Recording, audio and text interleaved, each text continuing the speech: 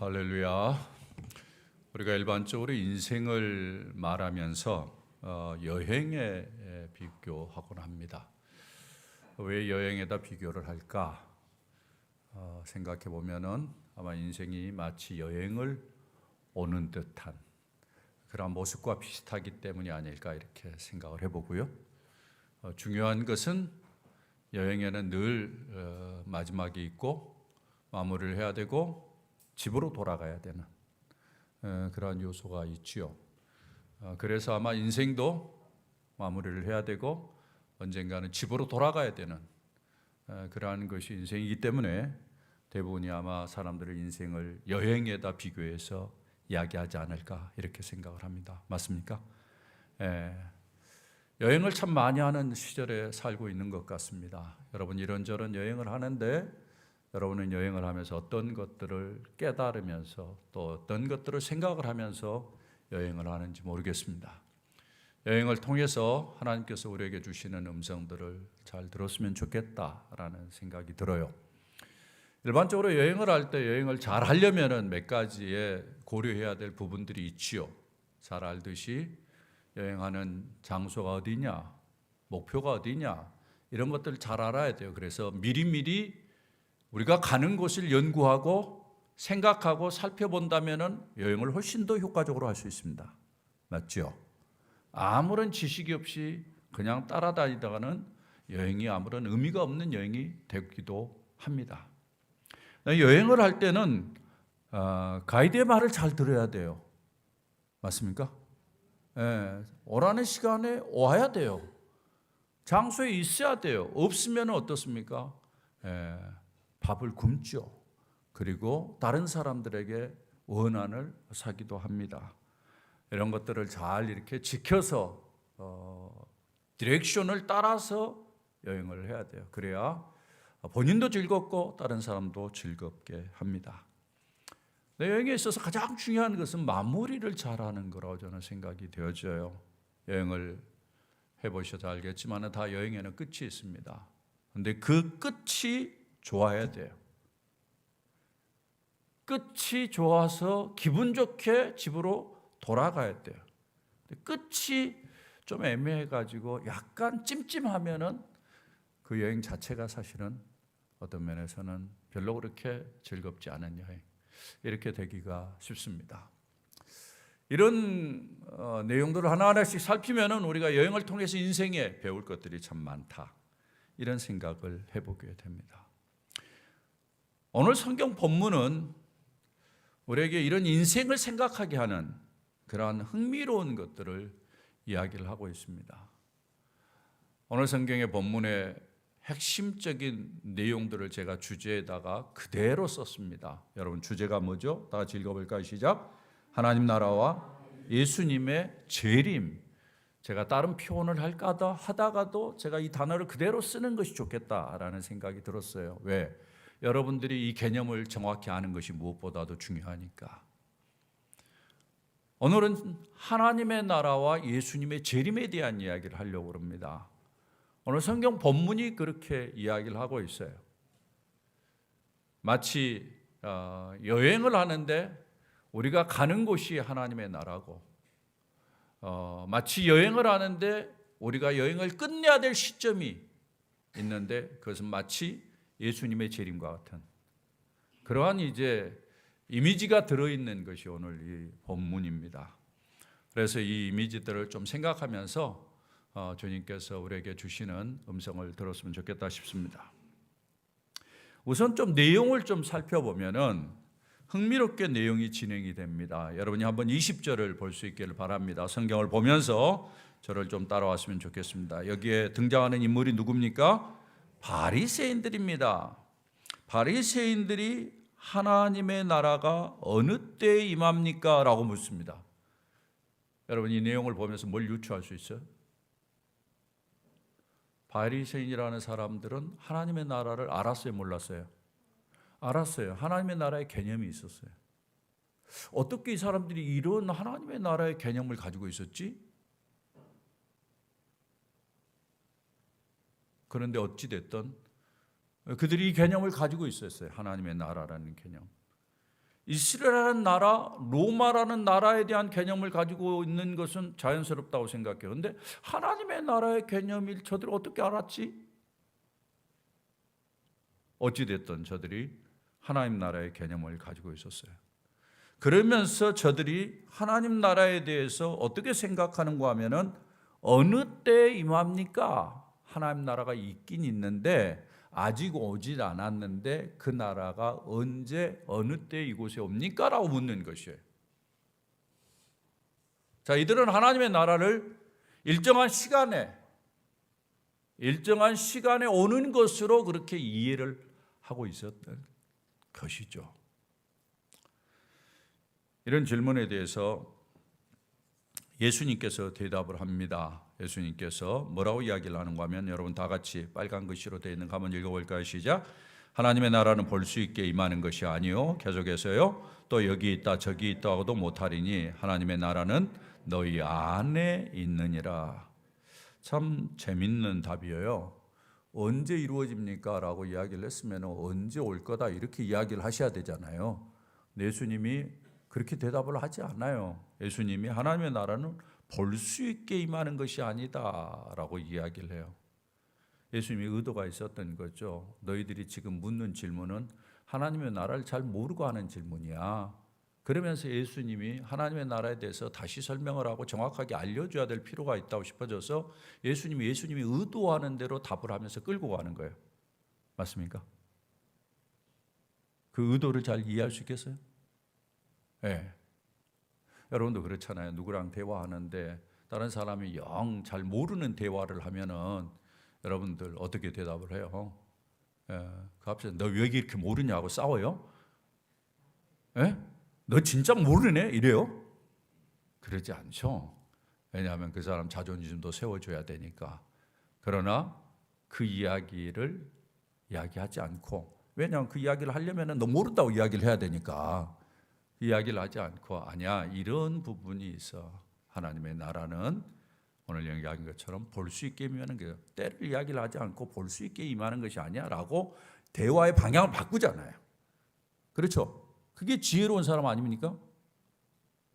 싸우려나 보네. 여러분은 너 왜 이렇게 모르고 이런 거 아니죠. 일반적으로 이렇게 대답을 하죠. 예수님이 참 지혜롭게 대답을 하시는 거죠. 그래서 예수님께서 너희들이 하나님의 나라를 모른다고 책망하지 아니하고 하나님의 나라는 이런 것이야 라고 새롭게 정보를 주는 겁니다. 고치는 거죠. 하나님의 나라는 볼 수 있게. 그 말은 무슨 말이야? 다른 말로 바꿔 이야기하면 이 사람들이 하나님의 나라를 보는 것으로 이해했다라는 거죠. 그래서 예수님이 아니야. 하나님의 나라라는 것은 보이는 것이 아니야. 볼 수 있게 나타나는 것이 아니야. 예수님이 이렇게 일단은 선을 긋습니다. 여러분이 이 개념을 잘 아셔야 돼요. 예. 오늘 사실 말씀이 쉽지 않은 말씀이에요. 그러나 우리 성도들이 잘 소화할 수 있으리라고 생각합니다. 예수님도 이 말을 소개할 때 무지하게 힘드셨을 거예요. 그때 사람들한테 가르칠 때. 추측이 되시죠? 예, 그 분위기를 아실 수 있겠죠? 무지하게 힘드셨을 거예요. 예수님이 하나하나 이렇게 말씀을 하시는데 제가 여러분에게 잘 이렇게 한번 더 쉽게 이야기를 해보겠습니다만은 여러분 잘 이해를 하셔야 돼요. 그러면서 예수님이 하시는 이야기가 여기 있다 저기 있다고도 못한다. 이 말은 무슨 말이에요? 여기 있다 저기 있다라는 말은 뭘 표현하는 겁니까? 장소를 의미하는 거죠. 하나님의 나라는 장소적인 개념이 아니다라고 이야기를 하는 거예요. 이것은 당대 사람들에게 있어서는 아주 전혀 이해가 잘 안 되는 거죠. 왜? 나라 하면은 일반적으로 장소의 개념이 크잖아요. 땅의 개념이 크잖아요. 땅을 차지해야 되는 것이 나라잖아요. 그런데 예수님께서는 그 이야기를 하지 않아요. 이런 과정을 통해서 예수님께서는 지금 바리새인들에게 하나님의 나라의 개념을 약간 이렇게 이제 수정해 주는 것입니다. 그러면서 예수님이 마지막에 하는 이야기가 하나님의 나라는 누구 안에 있다? 너희 안에 있다라고 이야기를 해요. 참 어려운 이야기예요. 하나님의 나라가 너희 안에 있다. 우리가 일반적으로 생각할 때 이 너희라는 것은 그러면은 누구라고 유추할 수 있어요? 바리새인들이라고 유추할 수 있죠. 하나님의 나라는 지금 예수님께서 바리새인에게 대답을 하니까 너희 안에 있다고 했을 때는 바리새인 보고 하는 이야기인 것 같다라고 이야기하는데 그 이야기는 아닙니다. 여기 사실은 바리새인만 말을 들을 뿐만이 아니라 예수님의 제자들도 옆에 있었어요. 여기 너희 안에 있다라는 이야기는 너희 사람들 가운데 여기에 모여 있는 사람들, 그러니까 하나님의 나라는 내면에 임하는 것이다라는 사실을 이야기를 해주고 있는 거예요. 어떤 면은 지금까지 알고 있는 나라의 개념을 다 깨트리는 거죠. 일반적으로 알고 있는 의식의 개념이 다 잘못됐다라고 주님께서는 말씀을 하시는 거예요, 사실상. 예. 이렇게 봤을 때 주님께서는 하나님의 나라가 있는데, 너희들이 지금 바리새인들이 말한 하나님의 나라에 대한 것은 그래, 하나님의 나라는 존재해. 근데 네가 말하는 형식대로 눈에 보이는 것처럼 장소적인 개념의 나라가 아니야. 주님께서 그렇게 이야기를 하는 거예요. 하나님의 나라가 있는 건 잘 아는 거야. 근데 네가 잘못 알고 있어 라고 주님께서 고치고, 하나님의 나라는 너희 안에 있다라는 이야기인데, 이 말은 이미 하나님의 나라가 보이지 않지만은 사람들 안에 들어와 있다, 이 이야기를 하고 있는 거예요. 하나님의 나라에 대한 새로운 개념을 주님께서 이 사람들에게 가르쳐 준 거죠. 자, 그러면서 이제 이야기가 전환이 됩니다. 잘 보세요. 22절입니다. 예수님께서 누구에게 갑니까? 제자들에게 이르시되, 자, 이 자리에 이제 제자들도 같이 있었을 거예요. 제자들에게, 자, 이번 이야기는 제자들에게 집중해요. 바리새인들하고는 달라요. 그러면서 이렇게 이야기합니다. 22절 다 같이 한번 읽어봅니다. 때가 이르리니 너희가 인자의 날 하루를 보고자 하되 보지 못하리라. 예수님께서 제자들에게 특별히 이야기를 하면서 이렇게 이야기해요. 때가 이르는데 너희가 그 인자의 날을 하루를 보고자 하되 보지 못하리라. 때가 있는데 그 때가 뭔가, 이런 생각이 들죠. 그 다음에 인자의 날, 여기 때는 인자의 날을 이야기하는 것 같은데, 그러면은 너희들이 그 인자의 날을 보지 못한다? 그러면은 우리가 경험할 수 없는 그 날이 있다라는 것을 이야기하는 거죠, 주님께서. 무슨 이야기인가? 여러분들이 이제 이 말씀을 이해하려면 때에 대한 개념을 좀 이해할 필요가 있어요. 예수님께서 때를 이야기할 때는 예수님이 의도하는 정해진 때가 하나 있었습니다. 여러분이 성경을 쭉 읽다 보면은 예수님이 때에 대해서 이야기해요. 아직 내 때가 아니다. 내 때가 이르렀다. 곧 때가 온다. 이런 표현을 쓰잖아요. 기억나세요? 네? 그때 예수님이 이야기할 때 때는 언제냐? 그때는 바로 예수님께서 십자가를 지는 때를 이야기합니다. 십자가를 지고 고난을 받는 때를 이야기를 해요. 그러니까 예수님이 내 때가 아직 아니다라는 이야기는 아직 내가 십자가에 달려 죽을 때가 아니다. 그래서 예수님께서 어떨 때는 피해 다니기도 하시고 그랬잖아요. 그러면서 예수님께서 지내셨어요. 내 때가 이르렀다라는 이야기는 내가 이제 십자가를 져야 될 때가 됐다라는 사실을 예수님께서 분명히 하신 거거든요. 여기에서 예수님께서는 때가 이르리니 말 속에는 바로 이 십자가를 지는 때, 그 때를 의미할 수도 있어요. 그러나 한편으로는 다른 때를 또 암시를 하고 있어요. 그게 뭔가 하면은 인자의 날, 여기 뒤에 보면 인자의 날은 예수님의 날을 이야기해요. 예수님의 날인데 그 날을 너희들이 보고자 하되 보지 못하는 날, 십자가에 달리는 날은 제자들이 볼 수 있어요, 없어요? 제자들 볼 수 있어요, 없어요? 볼 수 있어요. 근데 여기에서 날은 너희들이 보지 못한다라고 이야기를 하고 있거든요, 예수님이.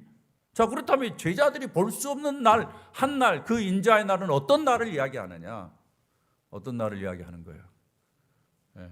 우리가 유추할 수 있건데 이건 바로 재림의 날을 이야기합니다.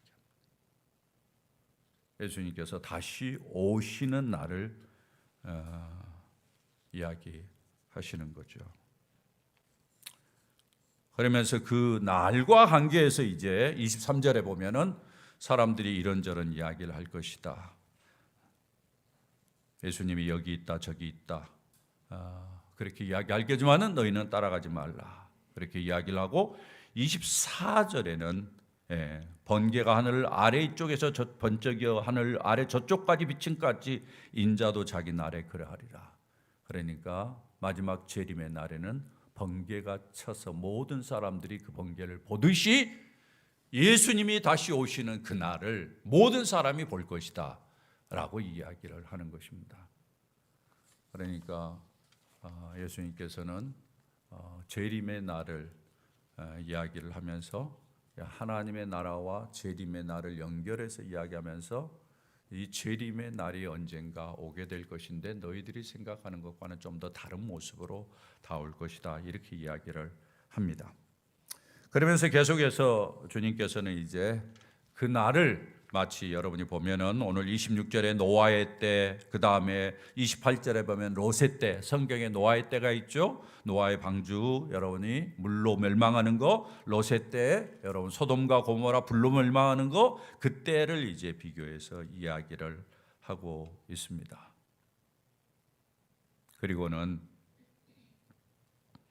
31절 이하에서는 그때가 되면은 너희들이 지붕 위에서 집 안으로 내려가지 말라, 뭘 가지러 가지 말라라고 이야기합니다. 이 말은 다른 말을 바꿔 이야기한다면은 뒤에 있는 것에 미련을 두지 말아라 라는 이야기예요. 전혀 예상하지 못한 일들이 앞으로 너희들에게 일어날 터인데 그때 지금 가지고 있는 것에 미련을 두지 말라, 이런 것을 이제 경고하는 것입니다. 그 정도로 급박하게 그런 날이 오게 될 것이다 라고 이야기를 하고, 마지막 37절에 가서는 이르되 주여 어디오니까 이르시되 죽음 있는 곳에는 독수리가 모이느니라 하시나. 이것도 경고나 마찬가지인데요. 이 말이 무슨 말인가 여러분 잘 이해하기 어려울 텐데 쉽게 이야기한다면은 심판을 이야기합니다. 여기 죽음이 있는 곳에는 뭐가 있는가 하면 죄가 있는 곳입니다. 죄가 있는 곳에 죽음이 있는 것이거든요. 네. 죄가 있는 곳에 죽음이 있다라는 것은 심판을 의미해요. 그러니까 예수님이 다시 오시는 때 바로 이런 심판의 역사가 있을 것이다 라고 이야기를 하고 있는 것입니다.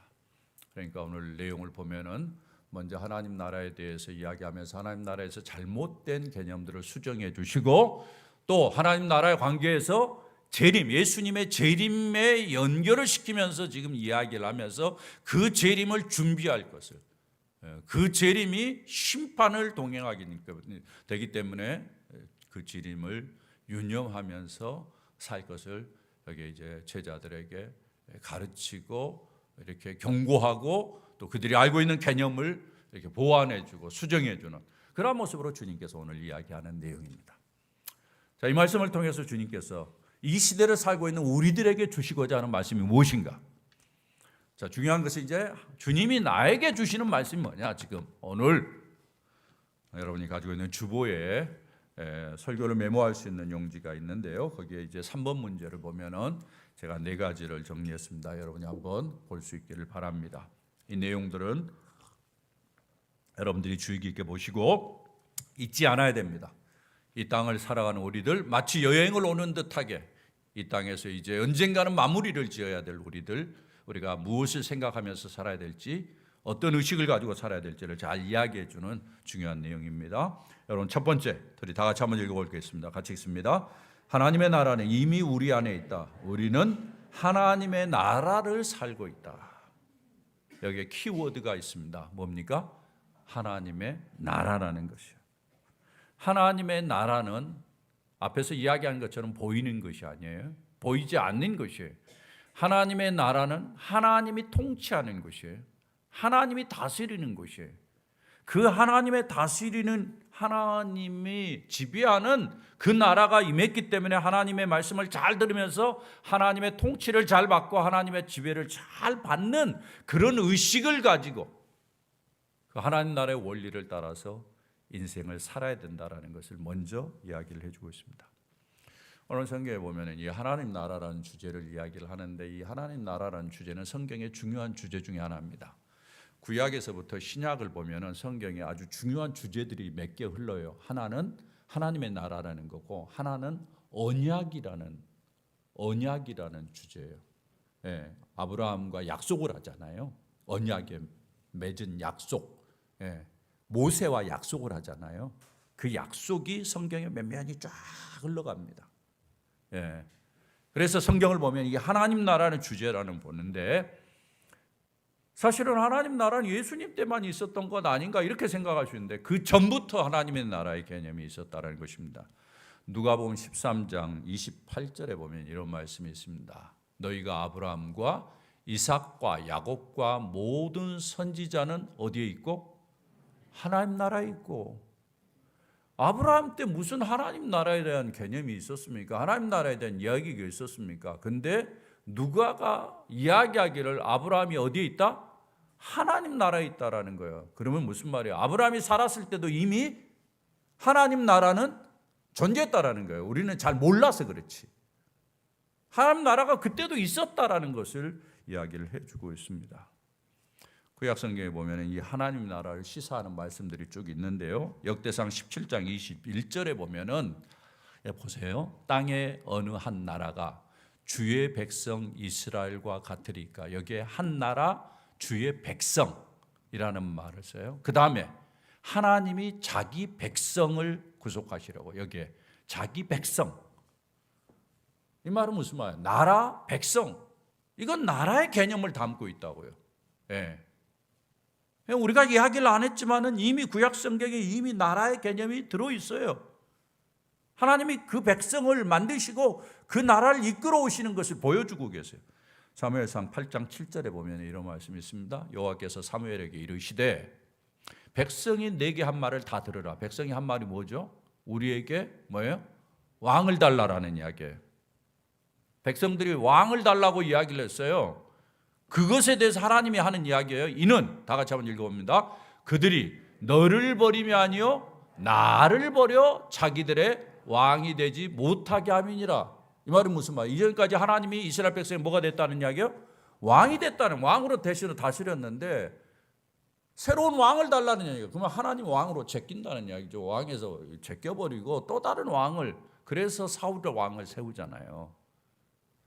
하나님은 이스라엘 백성들이 인정하지 않았지만 왕으로서, 하나님 나라의 왕으로서 이스라엘을 다스려 왔음을 이야기를 하고 있는 거예요. 자, 이 개념이 구약에 쫙 깔려 있어요.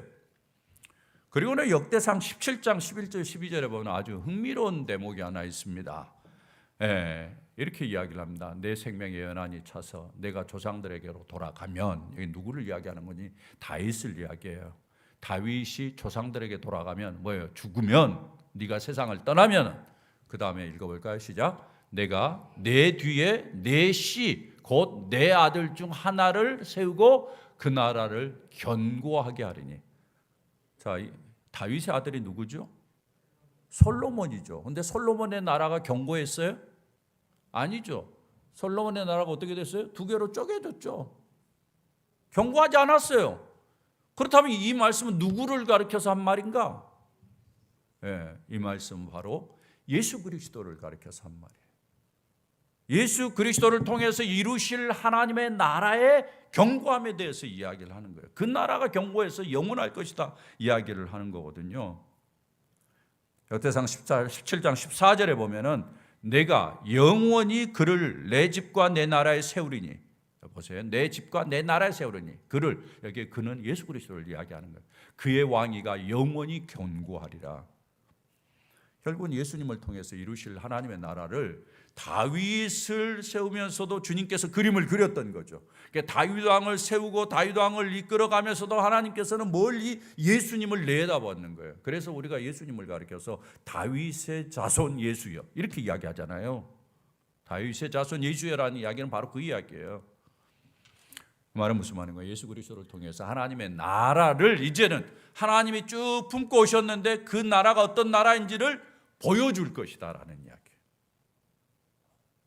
다니엘을 통해서도 주님께서 말씀하십니다. 다니엘서 2장 44절에 봅니다. 거기 보면은 여러 왕들의 시대에 하늘의 하나님이 한 나라를 세우시리니 이것은 영원히 망하지도 아니할 것이요 그 국권이 다른 백성이 돌아가지도 아니할 것이요 도리어 모든 나라를 쪄서 멸망시키고 영원히 설 것이라. 여러분, 이 세상에 영원한 나라가 있나요? 있어요, 없어요?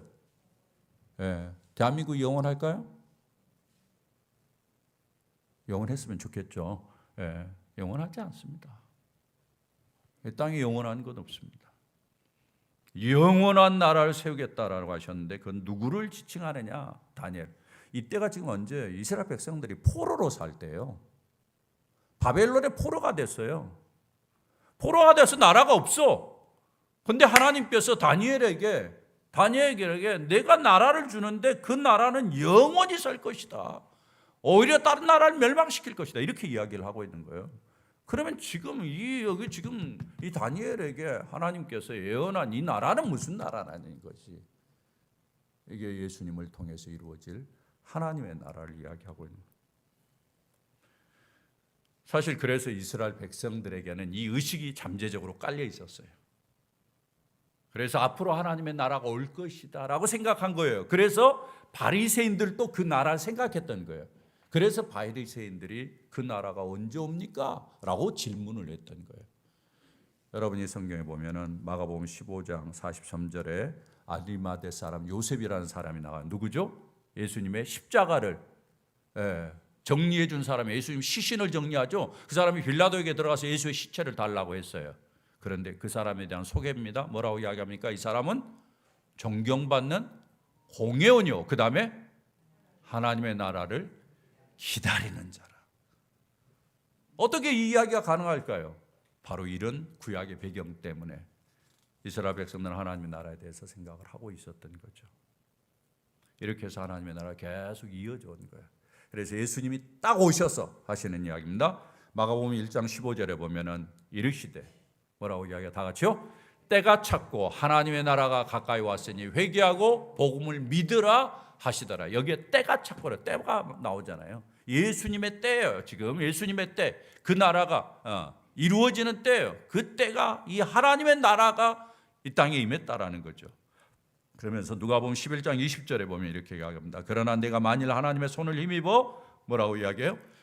귀신을 쫓아낸다면 하나님의 나라가 이미 너희에게 임하였느니라. 귀신을 쫓아내는 거예요. 예수님이 오셔서 귀신을 쫓아내는 사탄을 물리치는 거예요. 그러면은 누구의 나라가? 하나님의 나라가 임했다. 왜? 그동안에는 귀신이 지배하는 나라였는데 귀신을 쫓아내고 이제는 예수님께서 다스리는 그 하나님의 나라가 임했다라는 것을 이야기해 주는 거예요. 그래서 예수님이 이 땅에 오셔서 계속해서 하신 일이 하나님 나라의 일이었습니다. 사도행전 1장 23절에도 봐도 예수님께서 부활하신 다음에 40일 동안을 계속 있으면서 제일 마지막 부분에 보면은 하나님 나라의 일을 말씀하셨다라고 이야기를 하고 있고요. 그다음에 사도행전 19장 8절에 보면은 바울이 회당에서 가르칠 때도 뭘 가르쳤습니까? 하나님 나라에 대해서 가르쳤어요. 이때 바울이 가르치는 하나님의 나라는 구약 성경에서 말한 하나님의 나라가 아니라 예수 그리스도로 말미암아서 구약 성경에서 예언된 하나님의 나라가 예수 그리스도를 통해서 이루어졌다. 이제 사탄의 나라는 다 죽었고 예수 그리스도를 통해서 승리한 나라, 완성된 나라가 이제 우리에게 왔다. 이렇게 사도 바울이 가르친 거예요. 결국은 하나님의 나라가 이미 예수님을 통해서 임하고 예수님 통해서 우리 안에 임하고 하나님은 이 땅에 있는 제자들에게 계속해서 역사하시고 이렇게 주님께 설명하는 거예요. 이 이야기 무슨 말인가 하니 우리가 하나님 나라를 생각할 때 일반적으로 이 세상을 떠난 다음에 가는 곳이로나 생각을 하는 거예요. 그렇지 않아요. 사랑하는 여러분, 바로 여기가 하나님의 나라인 줄 믿으시기를 바랍니다. 크리스천은 그거예요. 여기가 하나님의 나라. 그래서 우리가 인생을 살면서 꼭 유념해야 될 것이 있어요. 나는 하나님 나라의 백성으로 하나님 나라에 하나님을 주인으로 모시면서 사는 사람이다 라는 사실을 꼭 인식해야 돼요. 이게 첫 번째로 여러분이 잊지 말아야 될 거고, 그 다음에 내가 이 땅에 존재하는 것은 하나님 나라의 영향력이 계속해서 확대되도록 하기 위함이다 라는 인식을 하셔야 돼요. 하나님 나라가 영향력이 확대하도록 하기 위해서는 어떻게 해야 되느냐? 우리가 하나님 나라의 기준, 하나님 나라의 표준, 하나님 나라의 가치, 하나님 나라의 목적, 이것을 계속해서 알려줘야 돼요. 사람들에게. 그래서 가정을 세울 때도 여러분이 가정이 무엇인지, 하나님이 다스리는 가정이 어때야 되는지를 자꾸 보여주고, 여러분이 직장 생활을 해도 그곳에서 나는 직장에서 그냥 돈벌이 하기 위해서 하는 것이 아니라 나는 하나님께서 여기에서 맡겨주신 일들을 내가 감당하고 있다, 이런 일들을 사람들에게 보여주고 인식할 수 있도록 그렇게 하면서 여러분들이 이 땅을 살아야만이 하나님께서 의도하는 인생을 살 수 있고 그것이 우리에게 복인 줄 믿습니다. 오늘날 많은 크리스찬들이 이런 의식이 선명하지 않기 때문에 나이가 들어가면서 크리스찬임에도 불구하고 인생을 우울하게 살아요. 크리스찬이 우울하다고 그래. 목적의식이 없어. 방향의식이 없어. 크리스찬은 인생의 마지막까지 하나님 나라를 세워가는 사람들입니다. 할렐루야. 여러분 그렇게 그 비전을 가지고 살아간다면 여러분 우울할 틈이 없습니다. 그리고 여러분이 하는 일 지겹다고 생각하지 마십시오. 그 일을 통해서 하나님의 일들을 나타내고 하나님의 뜻을 이루어가고 하나님의 영향력을 펼쳐간다고 생각하면 의미 있는 일이고 그 일에 내가 쓰임받는다는 것이 얼마나 감사한 일이고 그 일에 대해서 하나님께서 하늘의 상급으로 채워주신다니 얼마나 영광스러운 일입니까? 그 일이 우리들에게 기다리고 있는 거죠. 이러한 꿈과 비전을 가지고 살아가는 여러분 될 수 있기를 부탁을 드립니다. 잊지 마세요. 아시겠죠? 예. 허름망탕하게 살면 안 돼요. 예. 여러분들이 우울하다고 그렇게 이야기하면 안 돼요. 예. 몇 가지를 잠깐 간단하게 보겠습니다. 두 번째를 봅니다. 다 같이 한번 읽어볼까요? 시작. 예수님의 재림의 때와 장소는 알 수 없다. 징조는 알 수 있다. 자, 하나님의 나라를 이야기하면서 예수님께서 재림과 연결시켰다라는 것을 참 의미 있게 보셔야 됩니다. 예수님이 왜 재림과 연관시켰을까? 하나님의 나라가 왔어요. 예수님이 오셨어요. 예수님이 십자가에 달려 돌아가셨어요. 그리고는 나머지 사람들이 이 땅을 살아요. 이 나머지 사람들이 이 땅을 사는 동안에 하나님의 나라가 있다라는 사실들을 인식하도록 주님께서 그렇게 가르치시고 주님께서 그러나 이것이 언젠가는 끝난다라는 것을 가르쳐 주기 위해서 재림을 이야기하시는 거예요. 하나님의 나라는 끝난다라는 거예요. 끝이 있다라는 거예요. 당시에 하나님의 나라에 대해서 잘못된 인식을 가지고 있는 사람들이 있었습니다. 세상의 임금과 같이 생각한 거죠. 그래서 예수님이 임금처럼 멋있게 오기를 원했고 예수님이 세상을 지배하는 그러한 사람으로 오시는 것으로 생각을 했어요. 근데 예수님께서는 하나님의 나라는 그런 것이 아니다라고 지금 가르쳐주고 있는 거거든요. 예. 또 예수님께서 고난을 받고 죽어요. 여기다 이야기를 했잖아요. 고난을 받고 죽어요. 예수님이 그 죽는 것까지 이야기를 하니까 이 제자들도 이 하나님의 나라에 대한 개념이 참 어려웠을 거예요. 여러분도 지금 제 이야기를 들으면 상당히 어렵죠? 네, 아마 어려울 거예요. 제자들도 어려웠어요. 사실 그렇잖아요. 세상에 있는 사람들이 뭔가 개념을 아는데 잘못 알고 있어요. 그러니까 그 개념을 고쳐주면서 이 개념은 이런 거야 하면서 이렇게 살아 이야기를 하면서 가르쳐 준다는 게 얼마나 피곤한 일이에요. 예수님도 무지하게 피곤했을 거예요. 그렇지 않았을까요? 네, 힘들었어요. 사실은 사람들이 하나님 나라에 대해서 잘못된 개념을 가지고 예수님도 이 땅에 오셔서 고난을 받고 돌아가시고 이게 뭔가? 그런데 예수님이 아주 중요한 이야기를 하세요. 여러분 30절을 봅니다. 30절. 30절에 뭐라고 이야기합니까? 인자가 나타나는 날에도 이르하리라. 여기 인자가 나타나는 날에 대해서 이야기를 합니다. 예수님이 죽지만 그 앞부분에 고난을 받는다고 그랬어요. 그 앞부분에 여러분 보시면은 25절에 그러나 그가 먼저 많은 고난을 받으며 예수님이 고난을 받고 죽어야 십자가에 죽는 것을 암시하는 거예요. 그런데 다시 30절에 인자가 나타나는 날에 대해서 이야기를 해주고 있어요. 제자들이 하나님의 나라가 이 땅에 임했어. 그리고 하나님의 나라가 이 땅에 이루어지는 거야. 이 땅에서 이제 살아가 하나님의 나라를 이루면서 그런데 나는 죽어. 그럴 때 너희들이 낙심하지 말아라. 그리고 내가 다시 나타나는 때가 있어. 그 날이 있어. 재림이죠. 그 날이 올 테니까 그 날까지 신실하게 살라는 거예요. 예수님께서 포괄적인 그림을 그려주는 거죠. 구약 시대 때 하나님의 나라가 숨겨져 있다가 예수님을 통해서 나타나고 예수 그리스도의 죽음을 통해서 하나님의 나라가 완성이 됐어. 그러나 이 땅을 살아야 돼. 그리고는 마지막에 예수님이 다시 나타나는 그때가 있어. 이렇게 해서 하나님의 나라의 역사는 펼쳐지고 마지막에 그렇게 끝날 거야. 이렇게 사람들에게 보여주는 것입니다. 그러면서 제자들에게는 너희들이 재림의 날이 있으니까 절대 낙심하지 말고 어떤 일이 있어도 굳건히 서서 든든하게 살아가기를 이야기를 하고, 징조가 보일 테니까 이쪽 저쪽 기웃거리지 말고, 사람들이 여기에 예수가 나타났다, 여기에 구원자가 나타났다 그럴 때 기웃거리지 말고 계속해서 하나님 나라의 삶을 살아가면서 미혹당하지 말면서 능력 있게 살아갈 것을 제자들에게 권면하는 것입니다. 사랑하는 여러분, 여러분이 이 땅을 사는 동안에 역사가 이렇게 끝난다, 저렇게 끝난다 이러면서 여러분을 미혹하고 여러분 주변에서 막 이야기하는 사람, 와서 들어보러 올 사람, 절대 여러분의 그런 사람들 가까이 가지 마시기를 부탁을 드립니다. 현혹되면 안 돼. 주님이 분명히 이야기하셨죠. 알겠죠? 그럼에도 불구하고 가는 사람이 가끔 있어요. 여러분들이 그런데 기웃거리면 안 돼. 그 다음에 세 번째 뭐라고 이야기합니까? 예수님의 재림은 심판을 동반한다라는 것입니다. 참 어떻게 보면 무서운 이야기죠.